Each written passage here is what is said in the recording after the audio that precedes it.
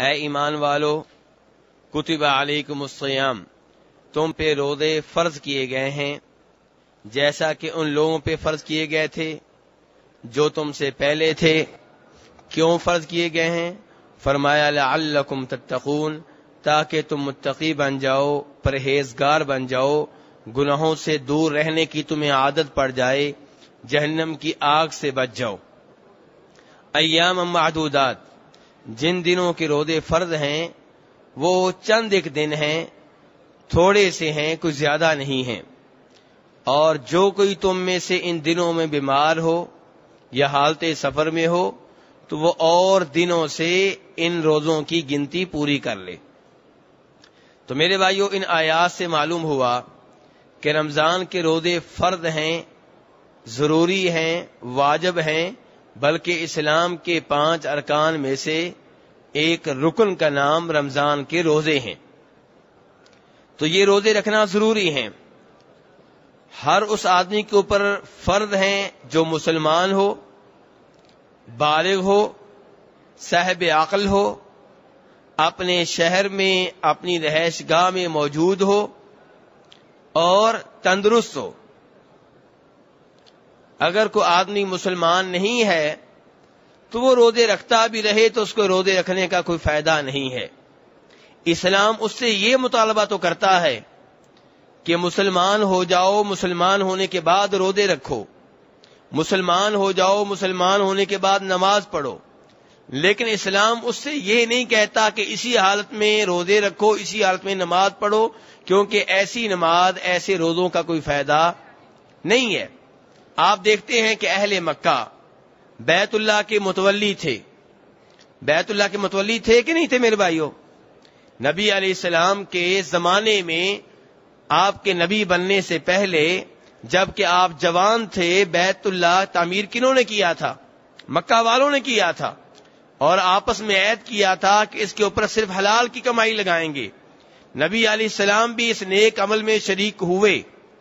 تو کہنے کا مطلب یہ ہے کہ اہل مکہ نے بیت اللہ تعمیر کیا، وہی اس کے متولی تھے، حج وہ کرتے تھے، مینا مزدلفہ میں وہ جاتے تھے، حاجیوں کی خدمت وہ کیا کرتے تھے، تلبیہ جب پڑھتے تھے اللہ کا نام لیتے تھے، یہ بھی مانتے تھے کہ اصل اللہ ہے، اور یہ لات عزا ہبل یہ اصل نہیں ہے، بلکہ ان کے ذریعے اللہ ملتا ہے، ان سے رابطہ کرتے ہیں تو یہ اللہ سے لے کر دیتے ہیں، یہ اللہ اور اللہ کی مخلوق کے درمیان سیڑھی ہیں، اللہ تک سیڑھی کے بغیر کیسے پہنچا جا سکتا ہے؟ جیسے آج کل کے لوگ کہتے ہیں کہ اگر آپ نے کسی وزیر اعظم کے پاس جانا ہو، بادشاہ کے پاس جانا ہو، ڈائریکٹ نہیں پہنچ سکتے، درمیان میں کلرک ہوتے ہیں، سیکٹری ہوتے ہیں، کہتے ہیں ایسے ہی اللہ کا سسٹم ہے، اللہ کا نظام ہے۔ نعوذ باللہ، لوگوں نے اللہ تعالیٰ کو دنیاوی بادشاہوں، دنیاوی وزیر اعظموں کی طرح محتاج سمجھ لیا ہے۔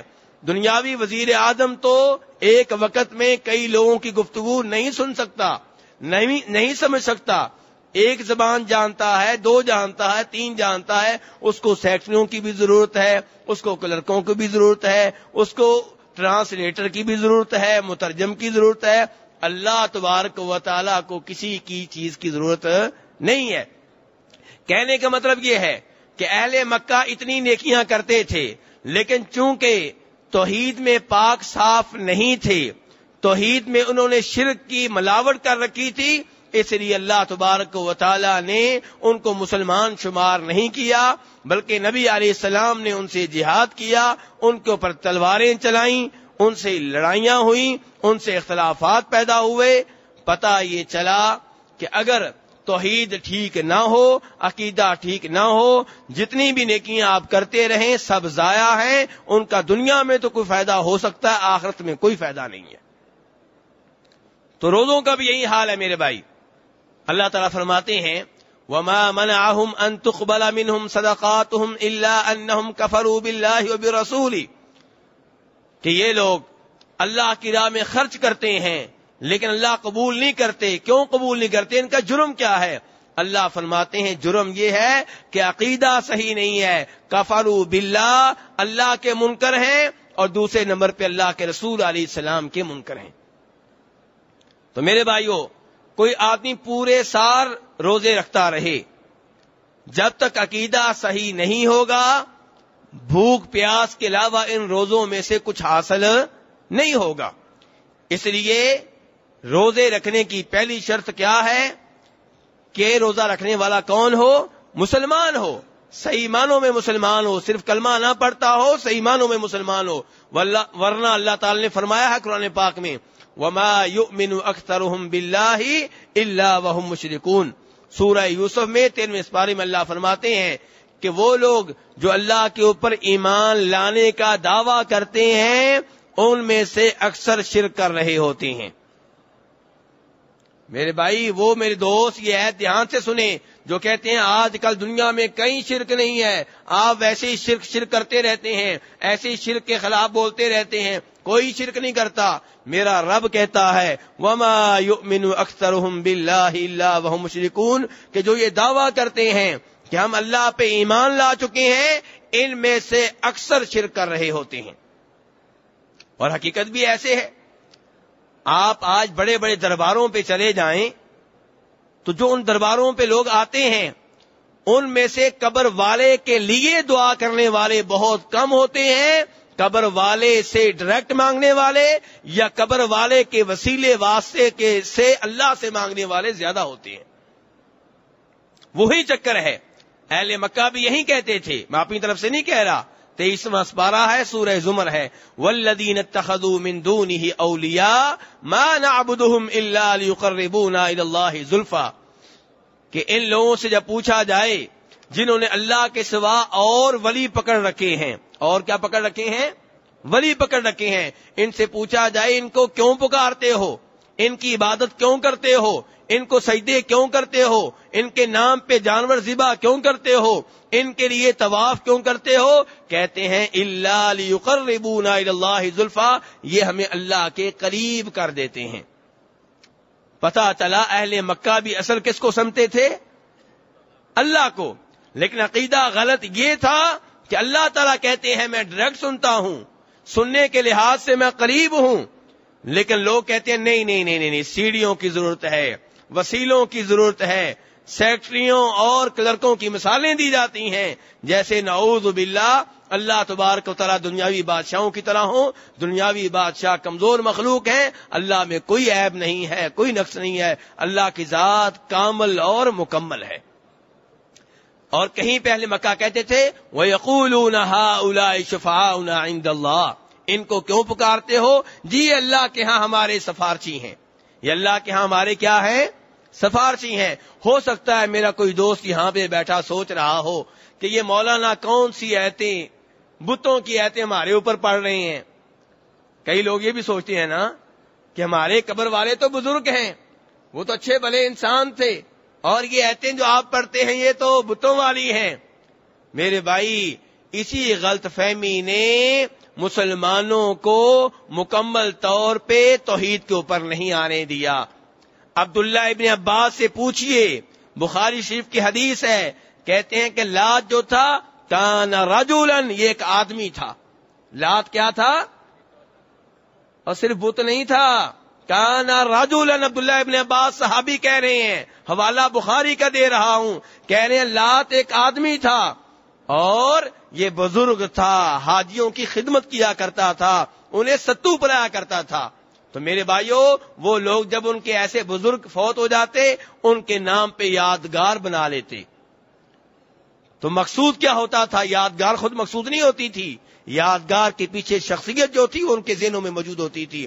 ایسے ہی جیسے آج ہمارے کئی کلمہ پڑھنے والے قبروں پہ آتے ہیں، قبروں کے پتھر ان کو وہ سجدہ نہیں کرتے، وہ قبر کے اندر جو شخصیت ہوتی ہے اس کو سجدہ کر رہے ہوتے ہیں، اس سے بیٹا مانگ رہے ہوتے ہیں، اس سے شفا مانگ رہے ہوتے ہیں، اس سے رزق مانگ رہے ہوتے ہیں. میرے بھائیوں، وہ بھی شرک تھا، یہ بھی شرک ہے. تو روزہ اسی کا قبول ہوگا جو توحید کے اوپر ہوگا، جو ایمان کے اوپر ہوگا، جو اسلام کے اوپر ہوگا. اسی لیے نبی علیہ السلام بھی فرماتے ہیں من صام رمضان ایمانا واحتسابا غفر له ما تقدم من ذنبی، کہ روزہ رکھنے سے جن کے گناہ معاف ہوتے ہیں. کون لوگ ہوتے ہیں؟ یہ وہ لوگ ہوتے ہیں جو ایمان کی حالت میں روزہ رکھتے ہیں، توحید کی حالت میں روزہ رکھتے ہیں، اسلام کی حالت میں روزہ رکھتے ہیں. تو اس لیے میرے بھائیوں، روزے کی پہلی شرط کیا ہے؟ مسلمان ہونا. دوسری اور تیسری شرط کیا ہے؟ بالغ ہونا، صاحب عقل ہونا. جو مینٹل ہو، جس کا دماغ کام نہ کرتا ہو، اس کے اوپر روزے فرض نہیں ہے.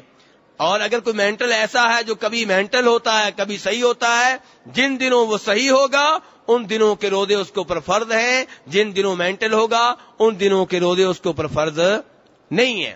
ایسے ہی بچہ جو ہے، صحابہ اکرام بچوں کو روزہ رکھوایا کرتے تھے، روزہ کی ترغیب دیا کرتے تھے، روزہ رکھنے پہ انعام دیا کرتے تھے، روزہ رکھواتے اور پھر انہیں کھلونے دیتے تاکہ لالچ لگے رہے اور روزہ توڑ نہ دیں. لیکن بچے کو پر روزہ فرض نہیں ہے. میرے بھائیو، جناب عمر فاروق رضی اللہ عنہ نے ایک آدمی کو دیکھا، اس نے روزہ نہیں رکھا ہوا تھا، اسے کوڑے سے مارا، اس کی پٹائی کی اور پھر اس سے کہا کہ شرم کرو، ہمارے بچوں نے بھی روزے رکھے ہوئے ہیں اور تو اتنا بڑا ہو کے روزے نہیں رکھتا. یہی مجھے اور آپ کو بھی سوچنا چاہیے، یہی مجھے اور آپ کو اپنی اولاد کے بارے میں سوچنا چاہیے. آپ کا بچہ جو 15 سال کا ہے، 16 سال کا ہے، آپ کہتے ہیں نہیں جی ابھی چھوٹا ہے، روزہ رکھے گا اس کی پڑھائی خراب ہوگی، امتحان کیسے دے گا؟ اللہ اکبر. یہ دنیاوی امتحان آپ کو یاد رہے اور آخرت کا بڑا امتحان آپ بھول گئے، وہاں آپ کا بیٹا کیسے کامیاب ہوگا؟ بلکہ اس کی وجہ سے آپ بھی پھنس جائیں گے، اس لیے کہ آپ اس کی حمایت کر رہے ہیں. اس کو روزہ رکھنے کا آرڈر دینے کی بجائے آپ ادھر پیش کر رہے ہیں کہ اس کے امتحان ہیں، اس کے ایگزام ہیں، اگر روزہ رکھے گا، بھوکا رہے گا تو امتحان میں پاس نہیں ہو سکے گا. میرے بھائی، یہ کوئی بہانہ نہیں ہے، یہ کوئی عذر نہیں ہے. تو بہرحال روزہ رکھنے کی شرائط کیا ہوئی؟ پہلی مسلمان ہونا، دوسرے نمبر پہ صاحب عقل ہونا، تیسرے نمبر پہ بالغ ہونا، اور چوتھی شرط یہ ہے کہ روزہ رکھنے والا اپنے شہر میں موجود ہو. اگر کوئی حالت سفر میں ہے تو اس کے اوپر روزہ فرض نہیں ہے، البتہ جتنے روزے سفر کی وجہ سے چھوڑے گا اتنے روزے اسے بعد میں رکھنا ہوں گے، وہ اس کے ذمے ہوں گے. ایسے کوئی مریض ہے، بیمار ہے، تو اس کو بھی شریعت نے یہ رعایت دی ہے کہ وہ بیماری کے دنوں میں روزے چھوڑ دے، جب ٹھیک ہو جائے، تندرست ہو جائے تو بعد میں اتنے روزے رکھ لے جتنے رمضان میں روزے اس نے چھوڑے تھے. اللہ تعالیٰ فرماتے ہیں وَمَنْ كَانَ مَرِيضًا أَوْ عَلَى سَفَرٍ فَعِدَّةٌ مِّنْ أَيَّامٍ أُخَرَ. جو مریض ہو یا حالت سفر میں ہو تو وہ دیگر دنوں سے روزوں کی گنتی پوری کر لے. میرے بھائیو، روزوں کا موضوع ایک لمبا موضوع ہے، اس کے اوپر انشاءاللہ گاہے بگاہے گفتگو ہوتی رہے.